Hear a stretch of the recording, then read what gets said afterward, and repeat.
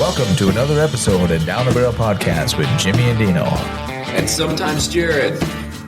Down the Barrel Podcast is brought to you by the Minnesota Deer Hunters Association and wolf.report. Dead Nuts Outdoors, creators of the most realistic 2D archery targets on the market. Practice how you hunt. Hit it dead nuts. Visit deadnutsoutdoors.com to gear up. All right, welcome back to Down the Barrel. Today we are here with Sam Tumberg, owner of Purpose-Filled Habitat Management. How you doing, Sam?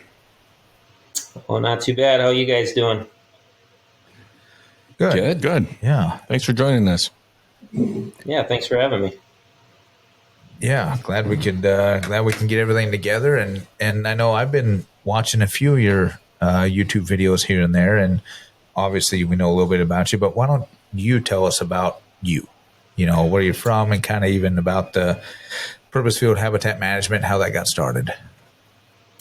So I'm from New York Mills, Minnesota. That's over in Otter Tail County. So we're kind of in that perfect transition between the big woods and then eventually hit kind of the big ag open prairie area.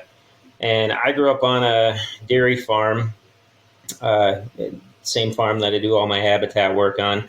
When I was 16 years old, we ended up selling the cattle, but we kept all the ag land and kept all the land that I get to play around with and do all this stuff where I'm trying to create better deer hunting for our family, but also get the farm to hold more deer. And I'm just a guy that, from a young age, I was probably 4 or 5 years old. I can still remember, just waiting for my dad to get back from the rifle stand and couldn't wait to hear the stories about, how the hunt went. And then as I got old enough to hunt, I picked up a rifle and did that for a few years. And then when I was 15, I picked up a bow and just absolutely fell in love with it.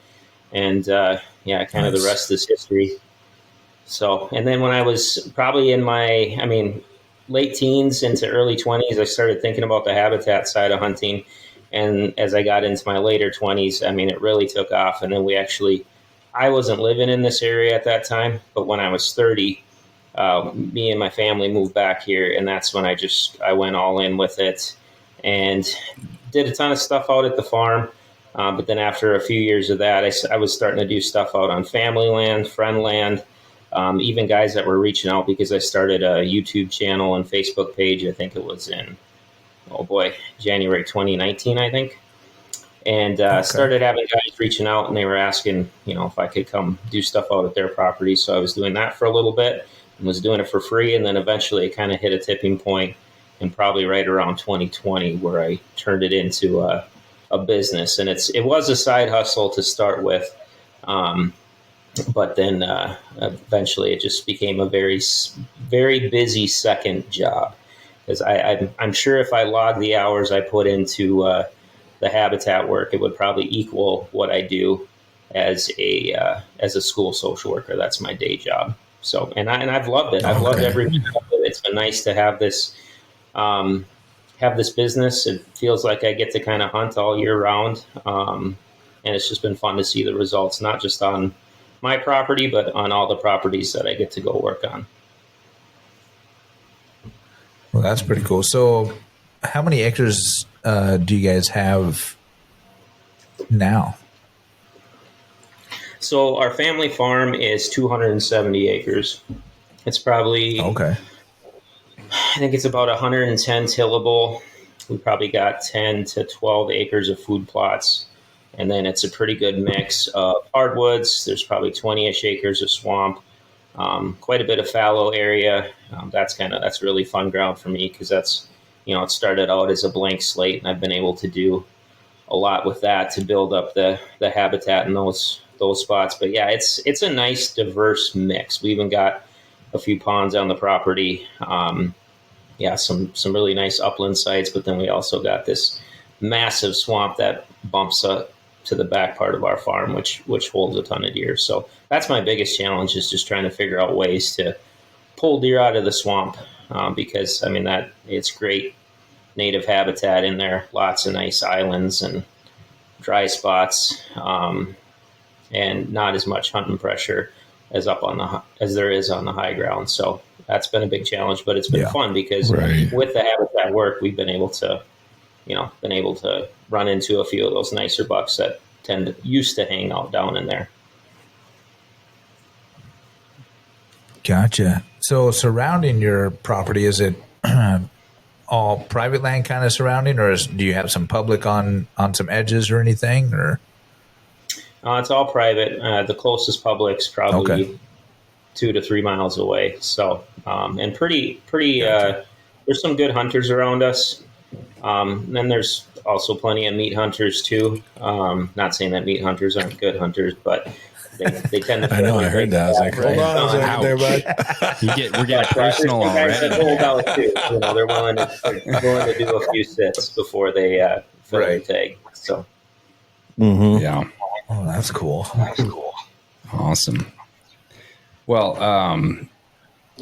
I think for myself personally, and probably a lot of our listeners, I'm curious how you approach that management in the swamplands.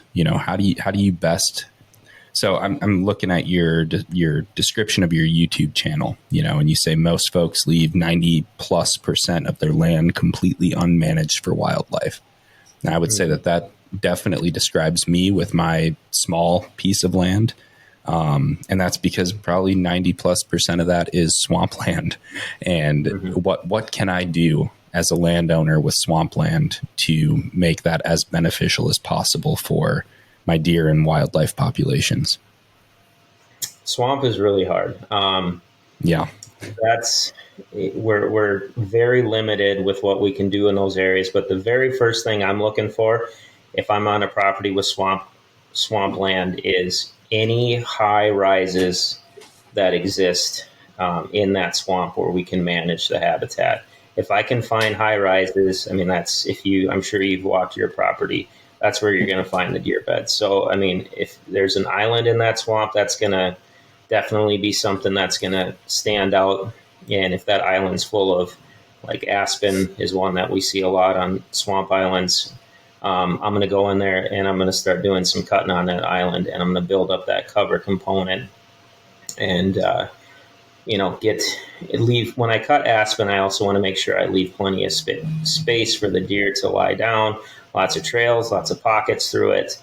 But my biggest goal is to get that aspen regenerating so I can bring the food and cover back down to the deer. So that would be one thing I'm looking for. If it's not an aspen island, if it's a hardwoods island, I might work to release those oak trees, open them up and increase that acorn production, as well as start to, again, do some cutting in the timber so I can get that timber and that cover regenerating back down by the deer's level.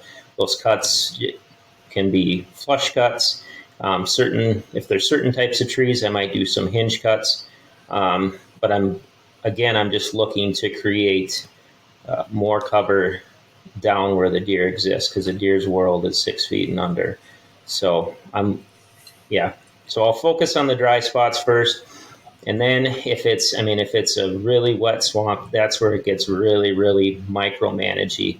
I was just on a property actually out by Green Bay about a week and a half ago, and there was a bunch of windfall through it, and it was a very, very wet swamp, but there were spots where we would find like uprooted trees, and where those uprooted trees were, there might be a dry spot, but there could have been a tree tipped on top of that dry spot. So my advice to that landowner was bust out the chainsaw and start clearing off those little high dry rises so that the deer have space to lie down, and then cut trails from one dry spot to the next. So, other things you can do, black spruce grow really, really well in wet. You can't plant them where they're going to be underwater, but if you can find spots where they're going to at least get some dry at some point throughout the year, you can add black spruce, red osier, dogwood are great ones to add in swamp areas. Gray dogwood. Jared, you have a lot of black spruce on your property. I do. Yeah, you do. Yeah. Mm-hmm. Yeah. But no, that all sounds like really good advice. Well, for when it comes to swamps. So, Right. Sam, what's the smallest chunk of property you've actually had to manage or come up with a plan for? probably about 15 or 20 acres, I would say.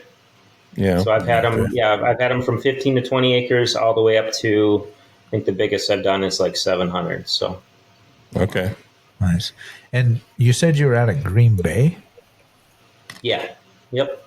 Wow. So you kind of, that was one of our questions on here. So how far do you travel? I mean, or what's your, obviously that's probably one of those oddball things. I mean, I can't imagine you're out there all the time, but what's your normal area of, working? So I try to stick to Minnesota. I have a lot of opportunity to go out of state. I get a lot of guys reaching out from Wisconsin, Michigan, Pennsylvania, Okay. a few other states. Pennsylvania. But my goal is my goal is if I can sleep in my own bed at night, that's ideal. I don't love traveling where I have to do overnights. I have taken a few jobs a little further away. This Green Bay one, I was able to kind of lump a few guys together. And then the problem is, as I go out there, I end up liking the guys a lot, and then they want to have me back. Right. And so then I end up going back, and then you do some work, and then you want to see the progress of the work you did the year before, and yeah, so you kind of get looped into. This was my third year that I went out to Green Bay this year. So, but for the most part, I try to stick mostly to Minnesota, and I've been fortunate that most of my work has been within a couple of hours of home. So, Yeah, well, that's good. But I have to ask, since you've been out in Green Bay, you are a Vikings fan, right? oh yeah, yep. All right. Just wanted to make sure. Because we had would to make sure. we would be ending this interview right now if you had a different answer. Oh man, last year you should have heard them when I went to. We went and grabbed a burger after one day of cutting, and everybody at the bar, once they found out I was from Minnesota, yeah, they had a few things to say to me, but they were I all can fired up only about the imagine. draft. So you put some weed killer on their stuff, right? Right. So you tell them what to do, but at the end of the day, it's like, yeah, we're going to get rid of all the deer here. Yeah, we're gonna go manage the habitat around Green Bay to get the deer to come to Minnesota. Mm-hmm. Yeah. I was out there just seeding a bunch of buckthorn all over the place. I'm just Perfect. kidding. Yeah, because Jim, you've got a few acres. 7? Well, no, Wow. more than that. I think about 9. I'm butted up against, I don't know, 300 acres of public land. Yeah. And my main goal in my property is to try to get those deer from public land to go through my property to the ag land on the other side of my property. So I just want to kind of be a route. And I used to feed them during the summer to kind of train them to come through there. And now we can't do that in Itasca County. Right. Because of CWD. So now I don't get to really do anything.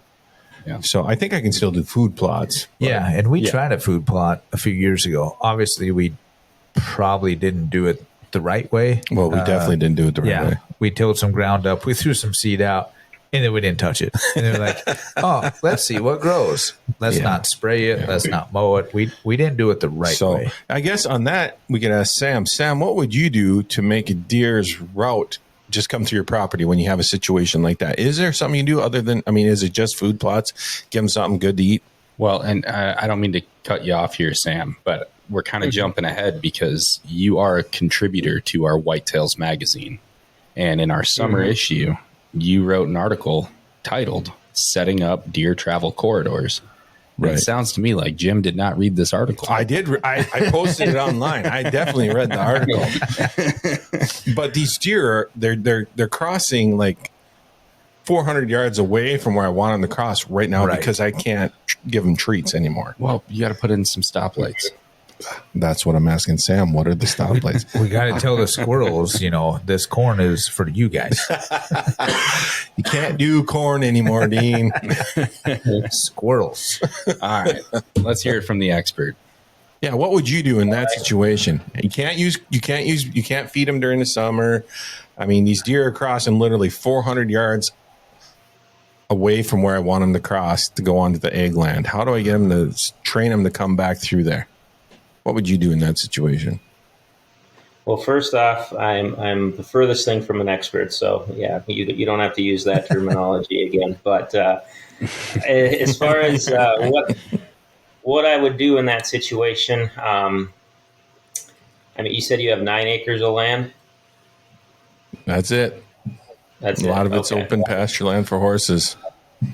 So I view egg ground as destination food. Generally, when you have big egg nearby, that's your more often than not that's your nighttime feeding. So I would want to set up a food source on your property so I can catch them on the way to their destination food before they That's what kick I off right usually at have. dark or right after dark out into the big egg country. So, I mean, I would be scouting that public land around you pretty heavily to see right where the best bedding is, and then I'd get my food set up with a good wind direction, preferably. And I like setting up my deer stand so I can hunt them on a northwest wind because I'm a Yep. massive proponent Me of too. hunting cold fronts.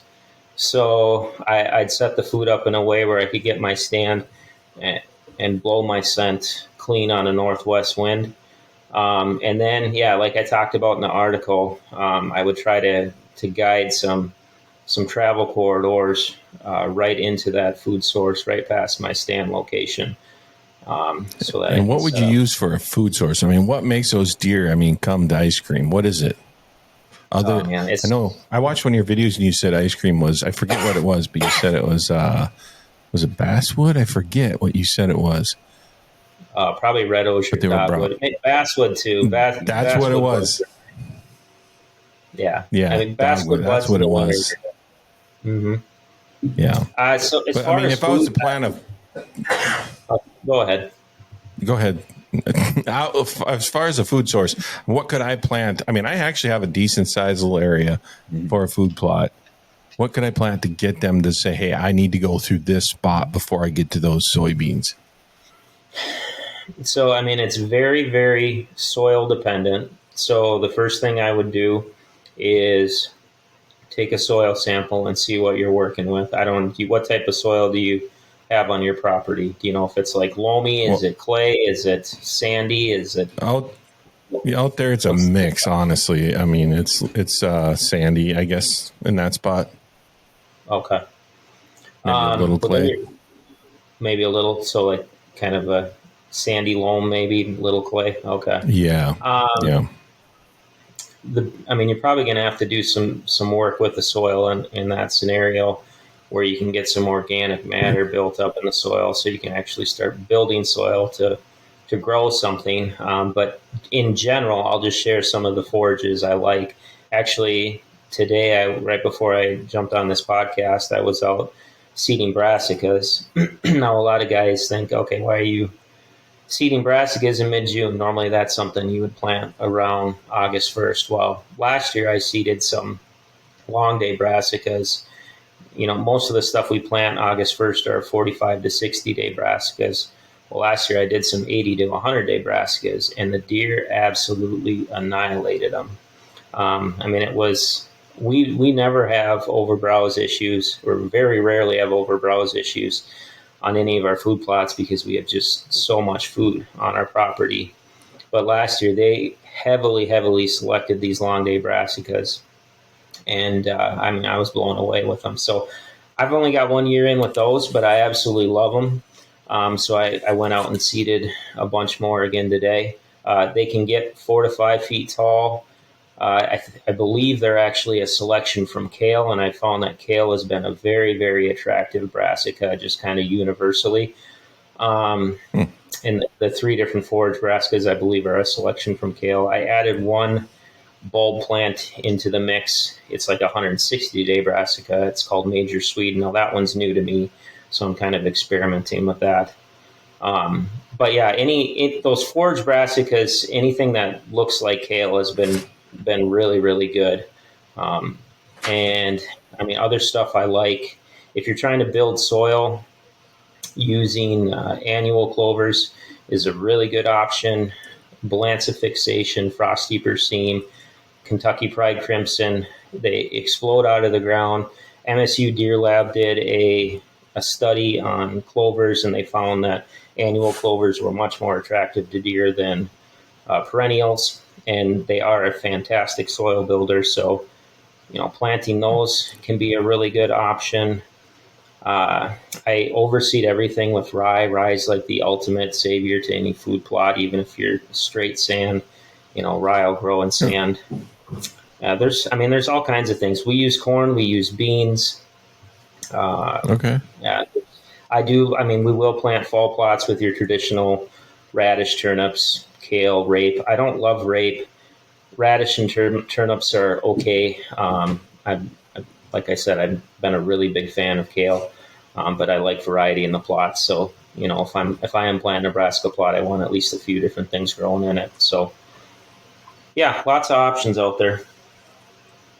Right. So that's the go-to then, is just really kind of mix it up, give them some options. Yeah. Yeah. Well, and one thing that I don't know if you want my 2 cents. Well, we'll let Sam finish here. Well, I was going to just add that one thing that I really follow MSU Deer Lab closely, because they just are doing a lot of cool research. But they found that deer will select plants based on what nutrient is deficient in that area. So that's why it's good to always be experimenting. I think in their study, the deer were purposely selecting high sulfur plants in a certain area because that nutrient was deficient there. And they know what they need. So they were actually seeking out high sulfur plants. So one guy can say, man, they smashed clover on my property. And you can go 2 miles down the road, and that guy will say, geez, they barely touched my clover. Right. Or you can, another guy will be like, they're all over my turnips. And another guy, it might take 3 years for the deer to hit their turnips. So it's really, really good to keep experimenting. Crop rotation is a good thing to do in your food plots anyway. But yeah, there's no silver bullet. I've definitely found forages that I really like that seem to work on a lot of different properties. But you should always be experimenting for sure. Yeah, and before you talk, Jared, I've heard that too, as to where I knew a guy in central Minnesota, Little Falls area, that his neighbors were always in the clover and stuff like that. They did all their lanes to their kill blocks in clover. He could never, he did it, but it didn't seem to really take off, and the deer didn't seem to use it as much. So again, he experimented. So kind of the same thing. I definitely echo to where you've got to experiment and know what works on your property, just because, we've all seen it even in Georgia, fields of clover everywhere. That's what they use down there. Well, it doesn't mean it's going to work here or that the deer need it here. So yeah, I understand what you're saying. Yeah. No, I think it was a very thorough answer and really good information. I was going to go back to the direct question of, you've got deer crossing, would you say 400 yards from me, from you, and you want to get them closer. Well, they used to, when I could actually feed them in the summer and kind of train them to come through there. Yeah. But now I can't do that because Correct. it's right. Because we have this feeding and attractant ban. Right. What we don't have is a deterrent ban. So what I would do is go 500 yards, just put out like a snarling wolf decoy. Just like tie up some wolves out there? Is that what you're saying? No, it's got to be like a fake wolf, right? But just snarling, and get the deer to like skirt around the wolf. See, I like your creative thinking there. I do. I like your creative thinking there. I don't think anybody's ever thought of that. Well, maybe Sam could work that into his plans from now on out. Right.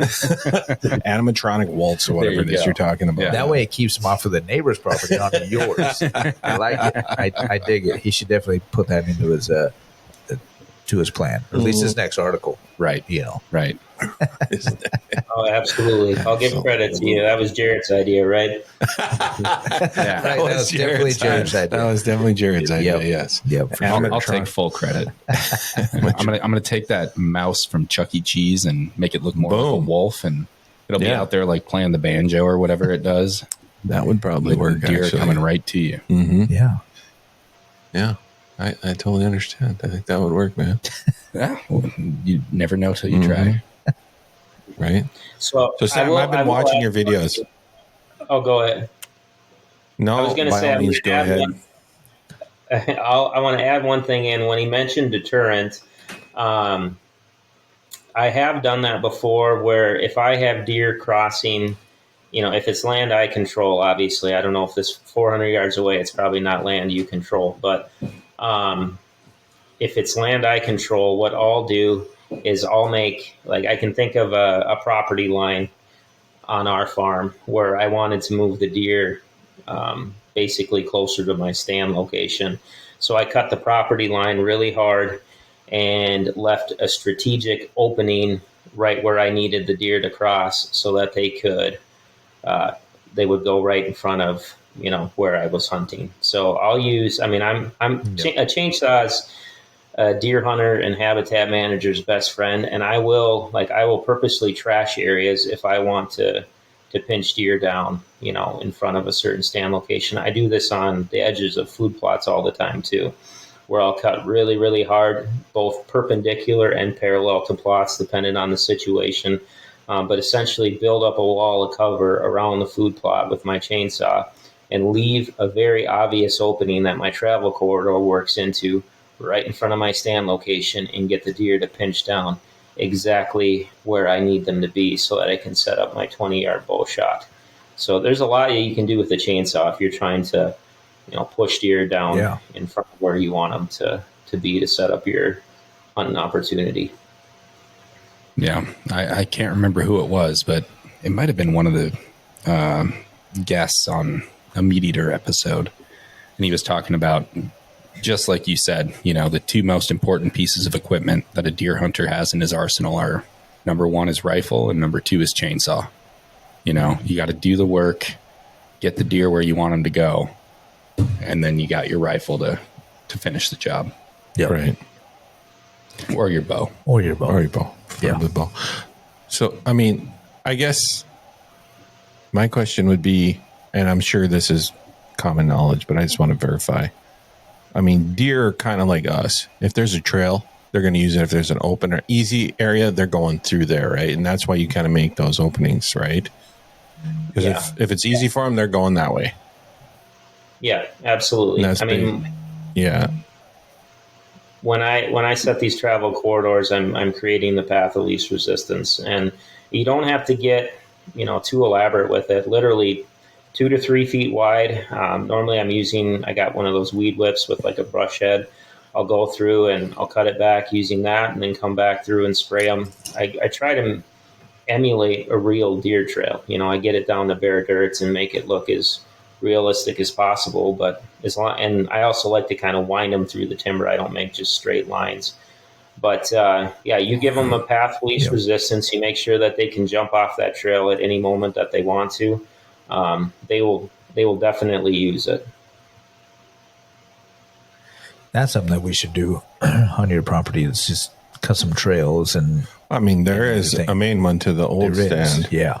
But we could definitely through the woods make some better ones. Yeah, because right now they they use a couple trails, but it splits off just before it gets to the main stand. So if we can narrow it down, where we used to have the ground blinds, right?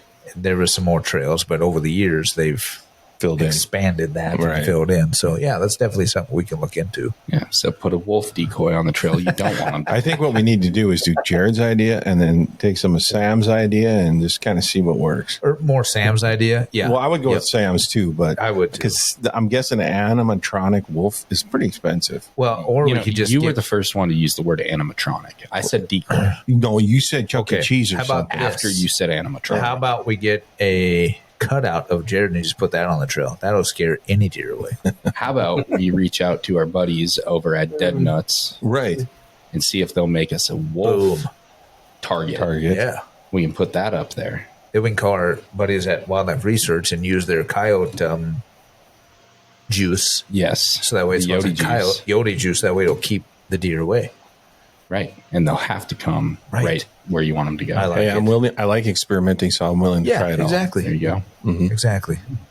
It's a good idea. You guys might want to You might want to edit this part out because that sounds like $1 million idea and somebody's going to steal it. Either $1 million or about a $6 idea. You know, that is our contribution to the world, the hunting world. Take our $1 million idea, run with it, take pictures, let us know how it goes. Right. Yeah. Just share it with us. Right. And here we are. Give us a spot to hunt. Right.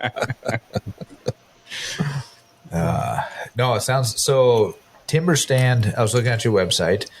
So looks like the 4 main things, obviously, other than your services of consulting and habitat work, but your timber stand improvement, forest stand improvement, food plots, and old field management.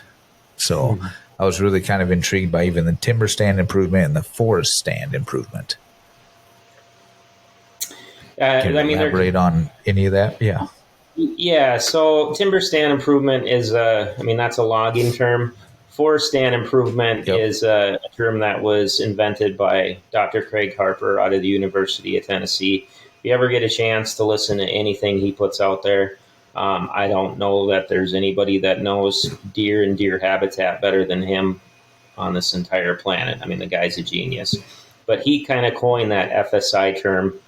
And basically, that's just an all-encompassing term to talk about all the different ways that you can manage timber for deer. So that's where we're using logging. That's where we're doing crop tree releasing. That's where we're killing invasives.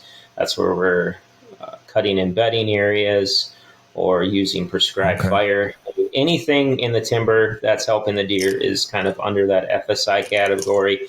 TSI is where you're cutting to improve the woodlot for more marketable timber. So you're cutting it in a way that you're creating nice straight trees that are going to market well, and you're going to get good money for them down the road. And where do those trees go? Because I know it's not Home Depot. There's all kinds of mills all over Minnesota. I don't get it too much into the logging side. I got a bunch of loggers and foresters that I collaborate with, but I don't know. They take it wherever the best market is. Yep.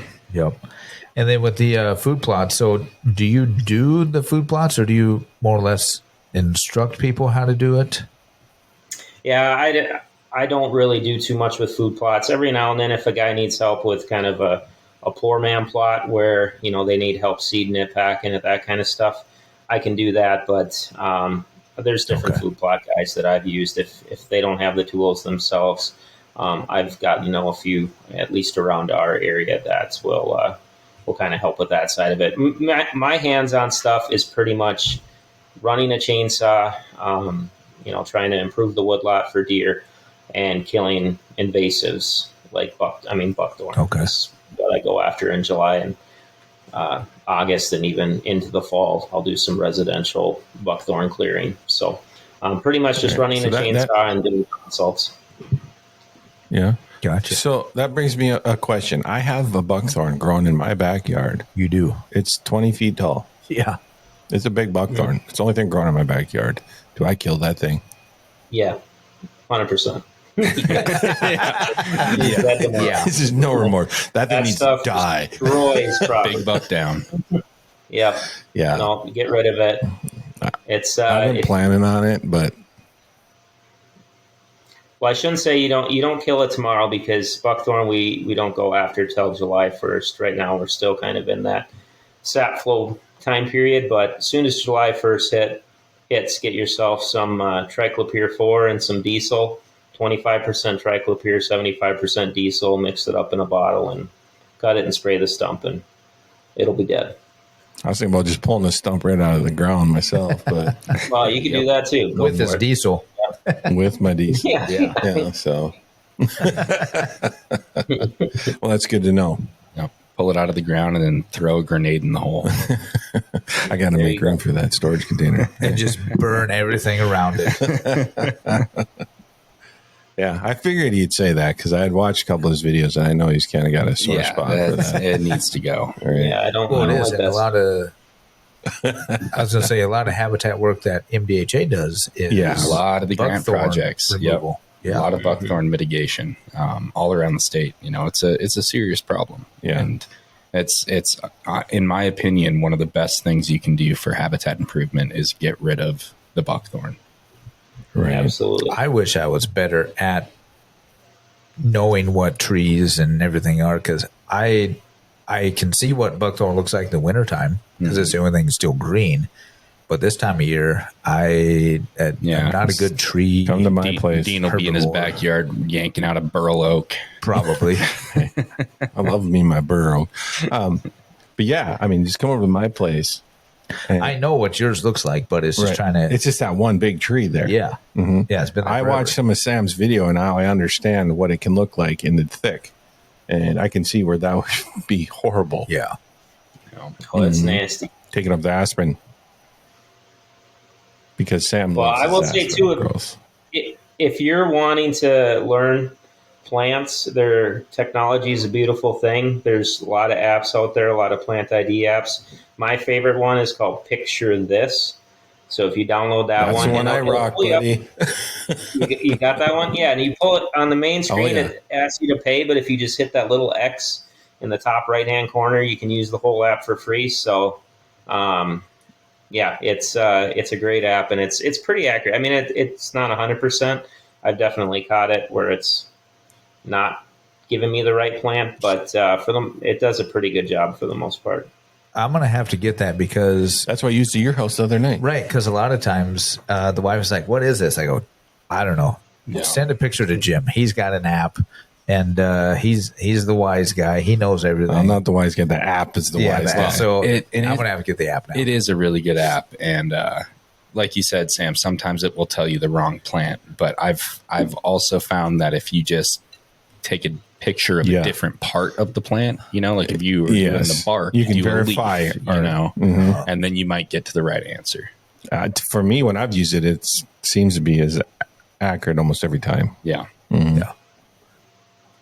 Maybe I'm a better photographer than you. I mean, that's just a fact. Would it work on, what did we find the other day? Mushrooms? Mushrooms. Would it work on mushrooms? Maybe. I've never tried it on mushrooms, but it I might. haven't tried it So on that way mushrooms. You won't die. Mm-hmm. I've tried it with Try it. animals. It doesn't work with animals, so just plants. That's good. So you're obviously you do a little bit of habitat work, like you said, with your chainsaw and everything, but otherwise consulting is kind of your big draw, your big thing. Yeah. Yep. No, I love walking new properties, and when I do a consultation, we're looking at everything from stand locations, access routes, travel corridors, bedding, old field management, food plots, the works, and it's really fun. I mean, I geek out on that side of it because anytime I walk on a property, it's just kind of in my mind, it's a blank slate, and it's just fun to dream about what it could be. Yeah, no doubt. So what is your busy time of year? Is it I mean, summer, really, fall? anytime outside of deer season. So, like I said, I'm a school social worker by trade, but I'm doing this pretty much. I mean, most Saturdays throughout. I mean, the winter into the spring. If it's a deep snow winter, I might take January, February off.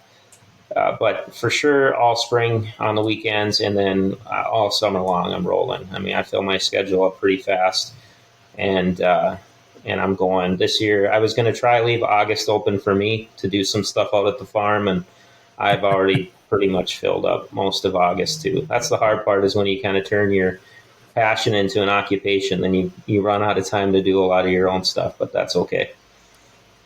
Right. Yeah. So how do you find time to hunt? Oh, the fall. I mean, nobody wants you tromping through their woods in the fall, so I still get time I guess that's true. to hunt. Yeah. Yeah, that's when I finally get a little bit of that R&R time, and I mean, I just love. I don't care if I shoot something or not. It's just awesome being out and in creation and enjoying that time on the deer stand. Yeah. Right. Yeah. And Sam, you have a YouTube channel that you promote. Do you care to say the name of it real quick? Yeah, it's just under my business name, Purpose-Filled Habitat Management. I've got well over 400 videos on it. I mean, I don't keep any secrets. Basically, if I think it, I Right. post it or make a video on it. So, yeah, I've been watching several of the videos lately, and Yeah, like lots of good information there. Yeah, 5,000 subscribers, over 5,000. Right. I mean, there's lots of good information. I mean, you really seem to know your native plants and how I mean, I like how you kind of tackle things without I don't know what better way to say this, a natural way, but you seem to use the native plants to their potential. No, I appreciate that. Yeah, I mean, I think that's a huge piece of what I do is just trying to promote what should have been here, to begin with. I mean, we kind of messed it up with a lot of the stuff we introduced to Minnesota, but if we can revert it back to a mostly native habitat type, that tends to always be the type of habitat that the deer prefer. And I mean, a lot of stuff we plant in our food plots are not native plants. Like fruit trees, apple trees aren't from here. There's a lot of stuff we might add to properties that aren't native, but for the most part, when we're building up, acres of habitat, my focus is trying to get native plants promoted so that they can provide good habitat for deer, because that's what they prefer. Right. Which is probably most sustainable, honestly. Mm-hmm. Oh, yeah. And I would think so. Easiest, too. Mm-hmm. And one thing I was going to ask you, Sam, because me and Dean were talking about this earlier. It's kind of a silly question, but I think you actually even made a video on it a while back. In the food plots, planting pumpkins. Pumpkins, yes. We're talking about that. I think you might have done this one on one of your videos. Mm-hmm. I think I might have saw it. Is that legal? Can we do that? Do you know? Yeah, you can plant, as long as they're attached to the vine, you can plant pumpkins. I did, last year I planted sugar pie pumpkins, just because I had heard a lot of guys that had planted them. I'd been wanting to try them. They were I was $2.50 for a packet of seeds, and I think I made like 37 mounds. So I got a ton of, it's a very, very cheap food plot. And they hit them. I wouldn't say it was like a home run, but they hit them. They're a really nice food source for kind of later in the season. They started to get on them after that first frost. Yeah. Mm-hmm. I mean, it was even a little later than that. It was kind of right around when the snow was flying that I finally started to see them hit them. Yep. But I've also heard that it's kind of like brassicas. Sometimes brassicas might take 2 or 3 years for the deer to really find them and acquire a taste for them. A lot of guys that planted pumpkins said the same thing, that, maybe that first year or two, they didn't really necessarily hammer them, but once they kind of got used to them, by year 3, they devour them as soon as like after that first frost hits. Yeah. And now I think about it. Yeah. Well, at my place, that first snow, they just pound the pumpkins. Mm-hmm. Mm-hmm. Well, and I know we planted pumpkins years ago in our garden, where we used to live. And, we'd pull them off and throw them a little bit deeper in the woods. And it did take probably, a year, or it seemed like they hit them later the first couple of years, and then they started hitting them earlier because they knew it was like, oh, hey, we know what this is. Well, I think they sweeten up after they freeze, too. So then I started just leaving them in the garden. It's like, so that way it's not, illegal, because then it wouldn't be considered baiting. Right. When I just chucked them into the woods, we never hunted over that. And actually, so over my garden, about 30 yards away, I had a deer stand in the tree that I just used for practice. Just that way I could get practice with the angles. I never hunted on my yard because where the garden was and where that tree stand was, I'd actually be shooting towards a house. Even though it was archery, I'd still be shooting towards the house. Right. It's like, I wasn't going to do that. Well, we had somebody call us in one time because, they said, well, they're baiting deer and hunting out of their tree stand. No, I wasn't. It's like, listen here, Gerald. I wasn't hunting out of my practice tree stand. A lot like Jared. I did not call you in. Well, it might have been Jared. Well, I think if anybody could see your setup there, they'd know that was just your yard and you were shooting your target. Right, exactly, because I had the target out there. So I had a guy stop by and talk to him and explain to him. And I said, this is, even if say I was hunting out of it, as long as I leave it in the garden on the vine, then it's just more or less a kill plot. He goes, correct. But as soon as you take it off the vine and throw it in a pile, then it's considered bait. I go, right. I understand how that works. Trust me, if I were to do that, I wouldn't be hunting out of it. I'm not hunting out of my stand anyways. Yeah. So, yeah. 30 yards from the road. Right, exactly. 30 yards from the road, 22 yards from the house at an angle. So it's like, no. So, yeah, I was just curious because, I mean, pumpkins grow great at my place. Oh, and the deer love them. They love them in our place. We left them, and the pumpkins and zucchini. They would eat zucchini too. That's right. Yeah. Yeah. We'd leave like that last batch of zucchini that's like, we already have so much. Right. We're leaving it. Mm-hmm. So we would leave it and the deer would attack that too. So, but anyways. Yeah, that was a tangent. But anyway, I had to ask. We went down that rabbit hole. Mm-hmm. Yeah. Or pumpkin hole. Pumpkin hole. Mm-hmm. Yeah. Right. But anybody, if you're listening to this, you got to check out Sam's YouTube. Tons of information. Oh, yeah. Like I said, I mean, if you want to learn stuff, watch them. I mean, I had them playing all day today while I was working. Yep. And I'm going to give a shout out to Joe Canella because he's got to be one of your biggest fans. Yeah. And the hinge cutting and stuff, I know he's used that on his property. And he says it's worked really well. And I know he was, with this latest article, the setting up the deer travel corridors, I know he's used some of that and along with your videos, and he's a big proponent of it. So shout out to Joe for this. He's probably jealous because we have you on and he's not here. Right. We probably should have told him so he can be here. I should have. Right. Mm-hmm. I definitely appreciate Joe because he's my original connection to MDHA. He reached out. That was probably 5-6 years ago when I think I wrote actually a blog post about, I don't even remember what the blog post was about. I think it was about managing deer habitat on a budget or something like that. And that might have been my first article for MDHA, but he was the one that reached out from there and got me connected. And it's been a lot of fun to be able to write for the magazine and stuff. I mean, writing is definitely something that I enjoy a lot. I don't feel like I always come off, or say exactly what I want to say in videos, but it's nice when you write, you got time to sit and think and process. And it's just, it's a lot of fun. So it's been a pleasure to be able to write for you guys.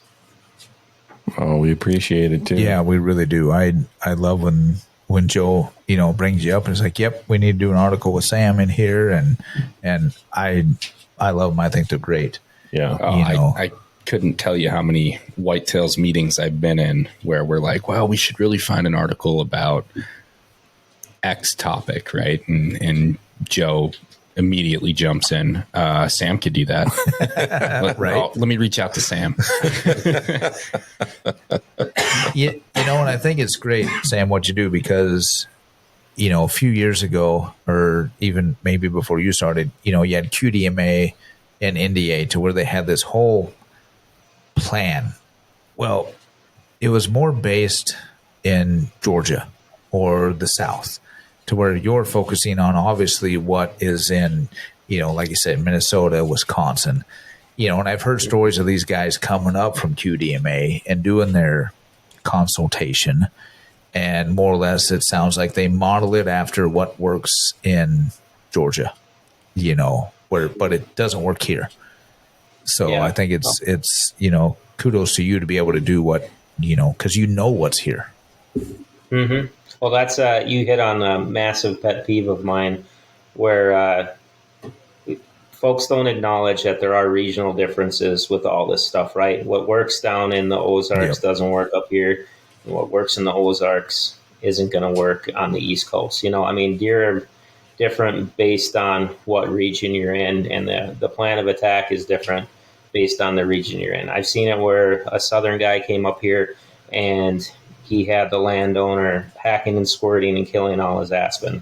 Well, if you're from Minnesota, that's sacrilege. That's terrible. You're literally destroying your property if you're killing the aspen because, aspen's one of the best things that we have for deer. You just have to know how to manage it. So, if you're ever looking into any kind of consultation, and it does not have to be me. There's a lot of good northern deer habitat consultants, but if you're ever looking into something, my advice, no matter, and if you happen to be listening to this and you're from Georgia, make sure that you select somebody that is from your region and that knows your area, because guys that are from the South or even from the Midwest just don't know what it's like to manage for deer habitat in the North. We are just a very different beast up here, and regional differences, I mean, they are a factor. So we got to acknowledge that. Yeah. Well, yeah. I mean, I would never hire a fishing guide from the Florida Keys to take me out on Mille Lacs or something, Right. you know? Yeah. Well, and in Minnesota, it's probably just, it's the same, to where, like you said, you're right on that border of, ag land and forest. So you've kind of got to know the ag land versus, if you have a job clear up here in the forest, where it's definitely going to be different. Oh, yeah. Property management, Yeah. Yeah. Southeastern Minnesota is way different than, northeastern Minnesota, and the plan of attack is going to look way different. So, yeah, you're absolutely right. Yeah. You can even be an hour from your own property, and it'll look completely different. Yeah. Right. Yeah, 100%. Well, I would love to dive a bit more into your own hunting if you're okay with that. Absolutely. What's your preferred method to take? Are you an archery guy, firearms? Archery all the way. I could take or leave rifle hunting. I still go if my tag's open during that time, but I was 15 years old. My third day ever out bow hunting, I put like 4 screw-in steps in a tree, climbed up a tree, and shot a 150-inch 13-pointer, and that was I was hooked ever since. that'll do it. I bet that'll do it every time. Yeah, no, it doesn't always. It's my third nicest archery buck to this day, so it's not like it happens like that every year. But I Did fell you in say love with third it, nicest and- buck? He said third. Yeah. Third? Yeah. What's your first nicest buck? Well, that one's a unicorn. That one will never happen again, and it's the nicest deer that we ever knew of being on our property. But it was one that I was able to get. I think it was 3 years ago now. Yes, and it was a 180-inch mainframe 10 that had a big old flyer coming off the main beam. But he was one we had some history with. He was a high ground buck. He wasn't a swamp buck, and I saw him. I think it was the third time I had seen him off stand when I finally got an arrow in him. But we actually had two of them running around on our farm that year that were that big. The one was 180. The other, we got his sheds. He's 170 inches, and he got hit by a car that winter after he shed. But, man. They're the 2 nicest bucks we've ever had. And it was pretty fun because, at that point I would have been probably 7-8 years into really, really serious habitat management on our farm. So it kind of just felt like the ultimate culmination of all the work that I had done. Yeah. 150-inch deer is huge for us. Like that'd be a really, really nice deer. So to have 2 of them, 2 booners running around is, I don't expect that to happen again. Not saying it couldn't happen, but that was a pretty fantastic hunt. Yeah, it was just fun. Yeah. Well, I was just starting to like you, and now I kind of hate your guts. Yeah, it's a little tougher up there in northern Minnesota. I get it. Yeah, a little bit. But I had a 20-inch deer running around my property. But our archery stories aren't so different, him and I. So I started archery hunting. I moved up here. Right. And that first year, I had a hand-me-down bow. Mm-hmm. And I don't have the deer measured, but it's probably the second largest deer I've shot. Oh, for sure. Actually, it might even be the largest. That one might top my Kansas buck I think it would. for width, And that was a straight up Minnesota swamp buck. That was straight up. He came right out of the swamp. Mm-hmm. I saw him, and so ever since I got him, I've been hooked to archery. Yep, I rifle hunt. killed bucks during rifle season just because, same thing. Open tag, you're going to hunt rifle season, but archery is where it's at for me too. Absolutely. So, yeah. And then my largest bucks have all been archery kills. I've never killed a big buck, with a rifle. Yeah. Mm-hmm. Yeah, and you hunt Kansas, and you still haven't got a 180. Because I have to get pretty much coal bucks down there. Yeah, I know. Yeah. I know you like those excuses. Give me a lot of money and I'll get a big one. Well, I think that goes for all of us, dude. Right. So, Sam, how much does it cost to come hunt your farm? I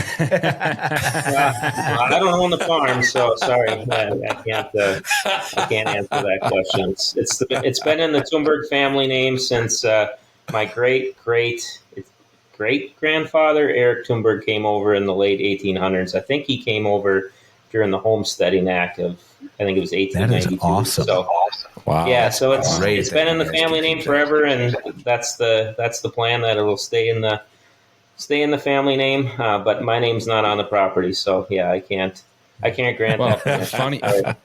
funny coincidence. Here in about 6-7 months, my last name's going to be Tumberg also. I see how you guys are. Yeah. Here couple of weeks I'm ago, with you guys were Dino. Jacobs. I'm with you. I never said I was going to become a Jacobs. I said I Oh. love the Jacobs family, but I am legally changing my last name to Tumberg. All right. It's much closer than Kansas. It is closer than Kansas. I completely understand that. Yeah, I get it. Yeah, Traitors. just a little bit. Oh, man. All right. Well, we mentioned that you are a pretty consistent contributor to our Whitetails magazine. Our summer 2025 issue just came out, start of the month? June Yeah, 1st. It probably hit mailboxes like the 3rd or 4th. Yeah. Yep. And you have a great piece in there called Setting Up Deer Travel Corridors. We always love seeing what you contribute for us. And now I'm going to put you on the spot. Are you a member of MDHA? I am. Yeah, I'm Love it. going to re-up my membership, but I made sure to. Normally it's when Joe reaches out to have me do an article that kind of prompts in my mind that, oh yeah, I got to make sure I re-up my membership, but I should be correct. Right. I feel like I did that last winter. You should Awesome. be. And I was actually going to look before we came over here, and I totally spaced it. Yeah, that's all right. So we'll just say that I'm I current. got confirmation here. I was going to say, I believe you. You're current. If you're not, we'll send you renewal tomorrow. Yeah, if you're not, you're going to be current. But no, we appreciate everything you do for MDHA and everything you do for deer hunting. I mean, it's great. Everybody be sure to check out his YouTube channel. It is, Chock full of good information. Yeah, if you're, it really is. Upper Midwest for sure. Yeah, and really almost kind of anywhere can use a lot of the information, that Sam talks about Right. too. So Yeah. I at just least like the it because theory it's behind it. based in our area, and I can for sure. I understand. I know what plants he's talking about when he's talking about them. right. Yeah. Yep. And just to be clear, that's Purpose-Filled Habitat Management YouTube Yes. channel. Yep. And Sam, what's your website? It's Address. pfhabitat.com. pfhabitat.com. Yeah. So if you own some property, and obviously anywhere up here in the north, I heard you mention even Pennsylvania, but Right. especially in northern Minnesota, Wisconsin, maybe Yeah. the Dakotas, check Sam out. He can set you on the right path. That's right. How far are you going to go, Sam?